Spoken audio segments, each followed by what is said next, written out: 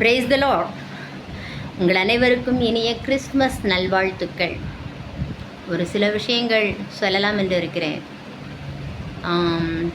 இப்போது கிறிஸ்மஸ்க்கு சர்ச்சஸில் ட்ராமாலாம் சின்ன குழந்தைங்களுக்கு சொல்லி கொடுப்பீங்கள. பயத்துடனே கர்த்தரை சேவியுங்கள், நடுக்கத்துடனே கழிகூறுங்கள், குமாரன் கோபங்கொள்ளாமலும் நீங்கள் வழியிலே அழியாமலும் இருக்கும்படிக்கு அவரை முத்தஞ்செய்யுங்கள். பயத்துடனே கர்த்தரை சேவியுங்கள், நடுக்கத்துடனே கழிகூறுங்கள். நம்முடைய கொண்டாட்டங்கள் கழிகூறுதல்களில் உற்சாக மிகுதியில் எதையும் தவறாக செய்து விடாமல் பரிசுத்த வேதாகமத்தில் ஆண்டவர் சத்தியத்தை எதை சொல்லியிருக்கிறாரோ சத்தியத்தின்படி நடப்போம். சில விஷயங்களை மைண்டில் வச்சுக்கோங்க. ஆண்டவராக இயேசு கிறிஸ்து உலகத்தில் பிறக்கும்போது அவர் மாட்டுத் தொழுவத்தில் பிறக்கவில்லை. பிள்ளையை துணிகளில் சுற்றி முன்னடையில் கிடத்தி இருக்க காண்பீர்கள், இதுவே உங்களுக்கு அடையாளம் என்றான். அதாவது இப்போ நமக்கே இவ்வளோ பனிக்குளிர் ரொம்ப இருக்கிறப்போ அங்கே இஸ்ரேல் அந்த பக்கம்லாம் ரொம்ப பனி இருக்கும். இந்த பனிக்காலத்தில் அதுக்காக அந்த ஒரு இடத்துக்கு நாடு சொல்லலைல்ல, உலகம் முழுசும் பனிக்காலம், பனி கொடுமையாக தான் இருக்கும். இவ்வளோ குளிரில் அப்பந்தான் டெலிவரி ஆகிருக்கிற ஒரு குழந்தை தாயுடைய அணைப்பில் தான் இருக்கும். அது மனுஷ குழந்தை. பிறந்திருக்கிறவர் தேவன், அவர்தான் தேவன்கிறக்கு அடையாளமாக அவர் சொல்கிறாரு, பிள்ளையை துணிகளில் சுற்றி முன்னணியில் கிடத்தியிருக்க காண்பீர்கள் அப்படின்னு. ஒரு துணி 2 துணியாக எவ்வளோ குளிருக்கு நிறைய துணியை வச்சு ரோல் பண்ணி, ஏன்னா அவர் மனுஷனுக்கும் மனுஷிக்கும் பறக்கலை, தேவனே உலகத்துக்கு வந்துட்டார். அதனால் அவர் ஒரு மனுஷியுடைய அணைப்பில் இல்லாமல் அவர் தனியாக வச்சுருக்கிறார். முன்னணை அப்படின்னா அவங்க பனிக்காலத்தில் வெளியே எங்கேயுமே மிருகங்கள் மேய்ச்சலுக்கு போக முடியாங்கனால அதுக்குரிய இப்போ நம்ம வைக்கோல்லாம் ஸ்டோர் பண்ணி வைக்கிற மாதிரி மெத்துன்னு இருக்கும். அங்கே வைக்கோல் மாதிரி வச்சுருப்பாங்க. பெரிய குடோனில் நிறைய அடைச்சி வச்சுருப்பாங்க. அவ்வளோ ஹீட்டாக இருக்கும். அது தொழுவமில்லை, தீவனங்கள் வைக்கப்பட்டிருக்கிற இடம். தேவன் எங்கே பிறந்தாருன்னு ஆண்டவர் பைபிளில் சொல்லலை, பிள்ளையை அங்கே கிடத்தியிருக்காங்கன்னு சொல்லியிருக்கார்.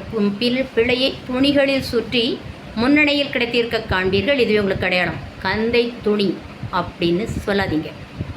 உலகத்தில் கூட ஒரு பழமொழி உண்டு. நான் பைபிளை விட்டு வெளியே வரமாட்டேன். எப்பமோ உங்களுடைய அறிவுறுத்தலுக்காக சொல்கிறேன். உலகத்தில் கூட ஒரு பழமொழி உண்டு. ஒருத்தன் பெரிய பணக்காரனா, ஆஸ் ரிச் ஆஸ் ஜூஸ் அப்படின்னு சொல்லுவாங்களாம். ஏன்னா நீ என்ன பெரிய பணக்காரனா, நீ என்ன யூதனை மாதிரி பணக்காரனா, நீ பெரிய இவனா, நீ அவனை மாதிரி பணக்காரனா. ஏன்னா இங்கேயே நீங்கள் சொல்லுவீங்கள்ல, நீ என்ன பெரிய இவனா, நீ அவங்கள அடிக்க முடியுமா, நீ அவங்கள அடிச்சுட்டா நீ பெரிய ஒத்துக்கிறேன் அப்படி நீங்களே சொல்கிறீங்க. வேர்ல்டு வைடாக எடுத்த நீ பெரிய என்ன யூதனை மாதிரி பணக்காரன்னா அப்படின்னு கேல்குலேட் பண்ணுற அளவில் சம்திங் நீங்கள் யோசிக்கலாம். ஏன் யூதனோட பெரிய பணக்காரன் இருக்க நான் மட்டுமா பணக்காரன் அப்படி சொல்லலாம். அங்கே தான் வித்தியாசம். அந்த கம்பேரிசன் ஏன் வருது அப்படின்னா, உனக்கு ஒரு சிக்னஸ் வருது, நீ இத்தனை க்ரோஸில் செலவு பண்ணால் தான், உனக்கு ஆப்ரேஷன் பண்ணால் தான் அது சரியாகுன்னா, யூதனுக்கு அது இலவசமாகும். ஃப்ரீயாகவே ஆண்டவர் செய்வர். சாவுக்கு எதுவானது அவன் குடித்தா கூட சாக மாட்டான். ஏன்னா அதுக்காக நான் போய் குடிக்க, எனக்கு சாவுக்கு எதை கூட நான் குடிக்கன்னு நின்று அவன் தான் போவான். அவன் அறியாமல் அவனுக்கு செய்யப்படுகிற எந்த செய்வனையோ எந்த மருந்துகளோ எந்த ஒரு விஷயமோ அவனுக்கு வச்ச வேட்டுக்கு ஆகாது.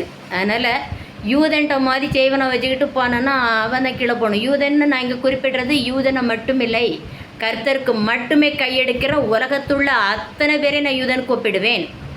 நீ கர்த்தருக்கு மட்டும் கையெடுத்தால் உனக்கு யூதனுக்கு உண்டான அத்தனை ஆசீர்வாதம் ஆண்டர் தருவார். புரிஞ்சா? அதனால் சும்மா ஏழைப்பாளைய சொல்ல மாதிரி மரியாள் ஏழைன்னு உங்களுக்கு யாரம்மா சொன்னாங்க?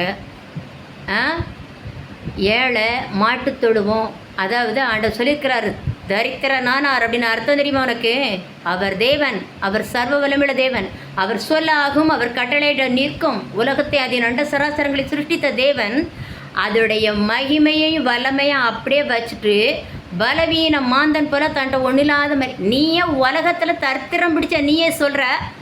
ஒரு பணக்காரன் சிம்பிளானா, ஐயோ எவ்வளோ பெரிய பணக்காரன், ஆனால் அது பந்தாவே இல்லை, திலக்கணமே இல்லை, சிம்பிளாக இருக்கிறார். நீயே சொல்கிறிய, உன்னை என்னை சிருஷ்டித்த அவர் தேவன் அல்லவா, அவர் எவ்வளோ பெரிய வல்லமையுள்ளவர். ஒருத்தனை சபிச்சா அங்கனே செத்து போவான். அப்படிப்பட்ட தேவன் பலவீன மாந்தனை போல தன்னை எளிமையாக்கி ஒப்பு கொடுத்து வந்தாருங்கிறதுக்கு தான் தரித்திரரானார். உடனே கந்த ஏழைன்னு சொல்லிட்டு தெரியாத. நீ நல்லா இருக்கிறல, பணமோ எல்லாவற்றிற்கும் உதவும் நன்று சொல்லியிருக்கிறார்ல, நீ நல்லா இருக்கிறல்ல, அது மாதிரி எல்லோரும் நல்லா இருக்கணும். ஆண்டவருடைய பிள்ளைகளே நல்லா இருக்கும்போது ஆண்டவர் அது சொல்கிறேன். மரியாள் ஏழைன்னு சொல்லாதீங்க. தென் அங்கே மூன்று ராஜாக்கள்னு சொல்லிக்கிட்டு நீ மரியாதை யோசிப்பெல்லாம் 7 தரித்திரம் ஆகிக்கிட்டு வெளியிருந்து போன நீ ராஜஸ்தானம் தரிசிட்டு போவியாம்மா?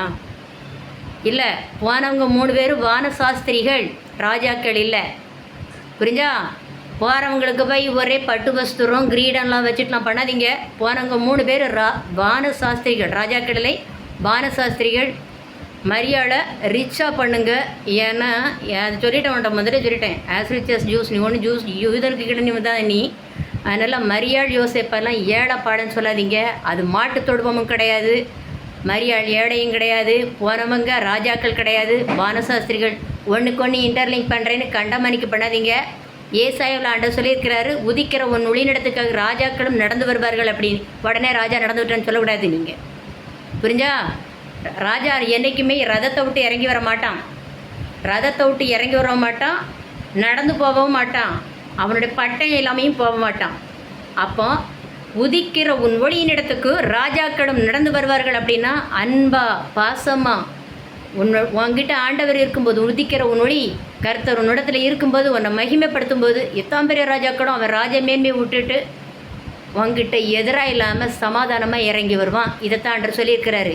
நீ இதை அங்கே இன்டர்லிங்க் பண்ணிவிட்டு ராஜாக்கள் வந்தாங்க, அங்கே அதை வந்தவங்க 3 பேர் சாஸ்திரிகள். நட்சத்திரத்துக்கு வால் வச்சு விடாத. அங்கே வால் நட்சத்திரம்னு பைபிள் ஆண்டவர் சொல்லலை, ஒரு நட்சத்திரம் வழிகாட்டியது, அது வால் நட்சத்திரம் சொல்லி உன் இஷ்டத்துக்கு பண்ணாதீங்க. புரிஞ்சா? பயத்துடனே கர்த்தரை சேவியுங்கள், நடுக்கத்துடனே கழிவுறுங்கள். குமாரன் கோபம் கொள்ளாமலும் வழியிலே நீங்கள் அழியாமலும் இருக்கும்படிக்கு அவரை முத்தஞ்செய்யுங்கள். இன்னும் கொஞ்சங்காலத்தில் அவருடைய கோபம் பற்றி எறியும். அவரை அண்டிக் கொள்கிற யாவரும் பாக்கியவான்கள். கர்த்தர் தாமே உங்களையும் என்னை மடவில்லாமல் ஆசீர்வதிப்பாராக. சகல ஆசீர்வாதங்களுடன் நான் கோலமேயர். ஆமென்.